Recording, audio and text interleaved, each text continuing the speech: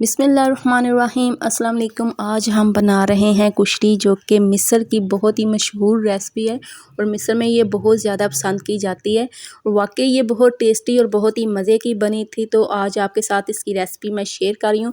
तो आइए देखते हैं ये मज़ेदार सी कुश्ती की रेसिपी कैसे तैयार होती है। ठीक है, तो यहाँ पे देखिए जी, सबसे पहले हमने ले लेने हैं मसर। ठीक है, और इनको बॉयल करके एक साइड पे रख देना है। ठीक है, इतने ज़्यादा बॉयल नहीं करने, हल्के से बॉयल करने हैं। 1 टेबल स्पून नमक इसके अंदर ऐड कर लीजिएगा। ठीक है, और इनको पानी से निकाल के एक साइड पे रख लेंगे। ठीक है, तो उसके बाद फिर हमने टमाटो सॉस तैयार करनी है। ठीक है, टमाटो सॉस तैयार करने के लिए यहाँ पे देखिए जी, मैं जूसर जग के अंदर सबसे पहले हमने एक प्याज काट के डालना है। ठीक है, फिर यहाँ पे मैंने टमाटर ले लिए थे 5 से 6 अदर। क्योंकि हम टमाटर की सॉस तैयार कर रहे हैं, तो इसीलिए टमाटर का इस्तेमाल जो इसके अंदर ज़्यादा होगा। ठीक है, टुकड़ों में काट लीजिएगा। ठीक है, यहाँ पे मोटे मोटे टुकड़े काट के ब्लेंड कर लीजिएगा। ठीक है, प्याज और टमाटर को, यहाँ पे प्याज और टमाटर का पेस्ट तैयार हो चुका था, इसको भी एक साइड पे रखते हैं। और अब यहाँ पे हमने एक पैन के अंदर 2 से 3 जवे जो है लहसुन के ले लेने हैं, चॉप करके लहसुन को डाल देना है। ठीक है, और इसके अंदर यहाँ पे मैंने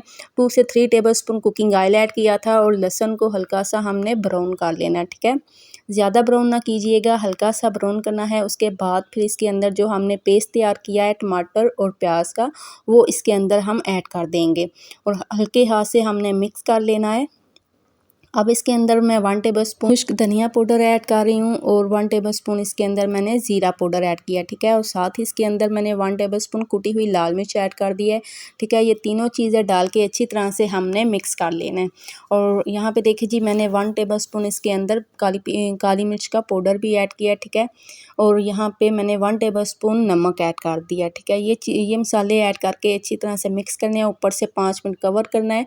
ठीक है, तो यहाँ पे देखिए जी, हल्का हल्का सा ऑयल जो ऊपर आ चुका है। ठीक है, तो अच्छी तरह से भून लेना। जैसे ही ऑयल ऊपर आए, इसके अंदर हमने पानी ऐड कर देना है। पानी यहाँ पे मैंने 2 गिलास के करीब डाला था। ठीक है, पानी डाल के अच्छी तरह से मिक्स करना है और इसको पकने के लिए हमने छोड़ देना है। हल्की फ्लेम पे हमने इसको पकने के लिए छोड़ना है, ताकि ये हल्की सी फ्लेम पे पके और टेस्टी बने। ठीक है, तो यहाँ पे अब हमने तैयार कर लेने हैं चावल। ठीक है, तो पहले हमने प्याज ब्राउन करने हैं। प्याज यहाँ पे मैंने 1 अदद ले लिया था और इसको मैंने इस तरह स्लाइस में काट के डाल दिया था। ठीक है, तो प्याज को हमने ब्राउन करके निकाल लेना है और साथ ही मैक्रोनी को बॉयल करने के लिए हमने रख देना है। ठीक है, इसके अंदर मैक्रोनी का इस्तेमाल भी होता है। ठीक है, अब यहाँ पे देखिए जी, प्याज जो है वो लाइट से ब्राउन हो चुके हैं और प्याज को मैंने निकाल लिया। ठीक है, अब यहाँ पे प्याज के बाद हमने जो मोटी वाली सेवइयाँ होती है ना, वो ले लेनी है। यहाँ पे मैंने आधा पैकेट लिया था। ठीक है, और सेवइयों को भी हमने फ्राई कर लेना है, हल्का सा फ्राई करना है, ज़्यादा डार्क ब्राउन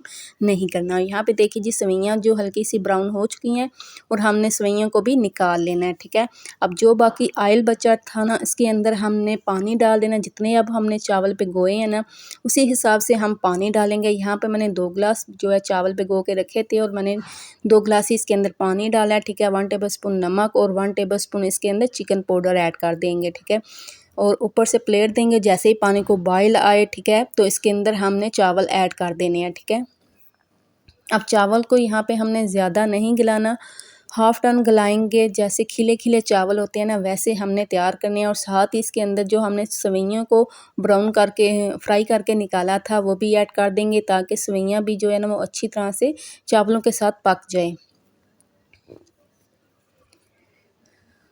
और बहुत ही टेस्टी, बहुत ही मज़ेदार बनेंगे। आप इसको एक दफ़ा ज़रूर तैयार करिएगा, ज़रूर बनाइएगा। माशाल्लाह बहुत ज़्यादा मज़ेदार बने थे। ठीक है, आप चावल यहाँ पे देखिए जी, बन चुके थे और मैंने इन चावलों को दम लगा दिया था। ठीक है, और यहाँ पे अभी हमारी सॉस जो है, टमाटर सॉस, वो पकी नहीं थी, अभी पक रही थी और मैंने फिर से कवर करके इसको छोड़ दिया था। ठीक है, और अब यहाँ पे देखिए जी, चावल जो है हमारे ज़बरदस्त से तैयार हो चुके थे। ठीक है, और साथ ही मैक्रोनी भी हमारी बॉयल हो चुकी थी। ठीक है, मैक्रोनी निकाल के एक छन्नी के अंदर हमने ठंडा पानी और कुकिंग ऑयल डाल देना है। ठीक है, और यहाँ पे देखिए जी, मैं आपको दिखा रही हूँ कि जो टमाटो सॉस है वो भी हमारी तैयार हो चुकी है। ठीक है, और अब इसको भी एक साइड पे रख लेंगे। अब यहाँ पे हमने एक बड़ी सी प्लेट लेनी है। ठीक है, इसके अंदर हमने चावलों की तह लगा दी है। ठीक है, आप कोई भी सर्विंग प्लेट ले लें या बड़ा ट्रे ले लें। ठीक है, उसके अंदर सबसे पहले हमने चावलों की तह लगानी है। ठीक है, और अच्छी तरह से चावलों को सेट कर देना है। और अब चावलों को सेट करने के बाद ऊपर से हम ऐड करेंगे मसल, साबुत मसल जो हमने बॉयल करके रखे थे एक साइड पे। ठीक है, वो सेट कर देंगे। यहाँ पे देखिए जी कितने ज़बरदस्त से मसल जो है लग रहे हैं। ठीक है, अब जो हमने टमाटो सॉस तैयार किया है उस सब मसल के ऊपर हमने उसको ऐड कर देना है। ठीक है, बहुत ही टेस्टी, बहुत ही यमी, बहुत ही मज़ेदार बने थे। आप एक दफ़ा ज़रूर ट्राई करिएगा, ज़रूर बनाइएगा, आपको इतना मज़ा आएगा, इतने ये टेस्टी बनते हैं, दिल करता है कि बार-बार हम इसको बना के खाएँ। ठीक है, और यहाँ पे देखिए जी टमाटो सॉस अच्छी तरह से सेट हो चुकी है। ठीक है, अब ऊपर से हमने जो मैकरोनी बॉयल करके रखी थी वो ऐड कर देनी है। ठीक है, मैकरोनी भी अच्छी तरह से यहाँ पे देखिए जी सेट हो चुकी है। और ऊपर से सबसे ऊपर हमने जो प्याज ऐड करनी है ना, प्याज जो ब्राउन करके रखे हैं ना उनको सेट कर देना है। ठीक है, ऊपर से स्प्रिंकल कर देना है। ठीक है, और यहाँ पे देखिए जी ये सर्विंग प्लेट मैंने ट्रे तैयार किया था। ठीक है, साथ ही जो मैकरोनी उबाल करके रखी थी, ये साबुत मसर थे उबाल करके जो बच चुके थे। ठीक है, और साथ ही सॉस जो हमने तैयार की थी वो आपने अलग-अलग प्लेट में डाल देनी है। ठीक है, अब यहाँ पे देखिए जी आप एक प्लेट में चावल निकालिएगा और ऊपर से सॉस डालिएगा। ठीक है, और मसर और मैकरोनी भी आप डाल सकते हैं। बहुत ही टेस्टी, बहुत ही यमी, बहुत ही मज़ेदार बने थे। तो मिस्र की बहुत ही मशहूर तरीन ये रेसिपी है, आप ज़रूर ट्राई करिएगा, आपको बहुत ही पसंद आएगी, बहुत ही अच्छी लगेगी। उम्मीद करती हूँ मेरी आज की रेसिपी आपको अच्छी लगी होगी, पसंद आई होगी। अगर आपको मेरी आज की रेसिपी अच्छी लगे, पसंद है तो ज़रूर मेरी वीडियो को लाइक और शेयर कीजिएगा, मेरे चैनल को ज़रूर सब्सक्राइब करिएगा और साथ ही लगे बेल आइकन के बटन को भी ज़रूर प्रेस करिएगा। इसी के साथ आपसे इजाज़त चाहूँगी, मिलेंगे फिर किसी नई रेसिपी के साथ।